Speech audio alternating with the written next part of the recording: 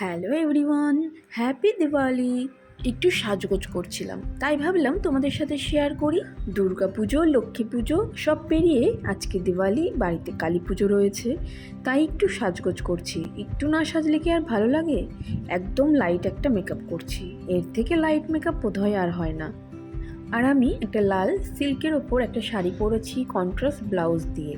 এই শাড়িটা আমার 4 বছর আগের ভাত কাপড় অনুষ্ঠানের শাড়ি, সেই যে ধুয়ে তুলে রাখা হয়েছে, পরাই হয় না।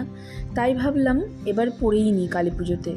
লাল রঙের কিছু পরতে ইচ্ছা করে, এবার লাল রঙের কোনো শাড়িই আমার কেনা হয়নি, তাই ভাবলাম এই শাড়িটাই পরে নিই। আর এর সাথে কিছু হালকা জুয়েলারিও পরে নেব।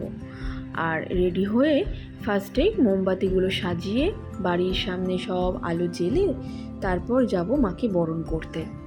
আজ বাড়িতে পুজো, তাই অনেক দিন বাদে একটু ইচ্ছে হলো সিঁদুর দিয়ে টিপ পরি। আর সিঁদুর দিয়ে টিপ পরলে কিন্তু বেশ অন্য রকম লাগে।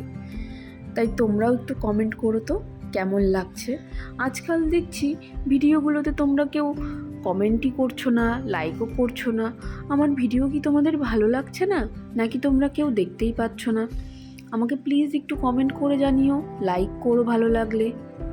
তোমাদের আরও অনেক সাপোর্ট এবং ভালোবাসা পেলে আমার ভিডিও বানাতে আরও ভালো লাগবে, তাই তোমরা পাশে থেকো। আজকের দিনে কিন্তু কোনো অন্ধকার রাখতে নেই কোথাও, তাই মোমবাতি, প্রদীপ, আলো দিয়ে সব আঁধার কাটিয়ে দিতে হয়।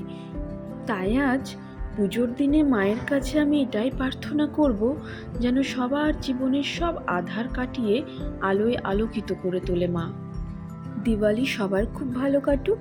আজকের মতন টাটা, আবার চলে আসবো অন্য কোনো ভিডিও নিয়ে।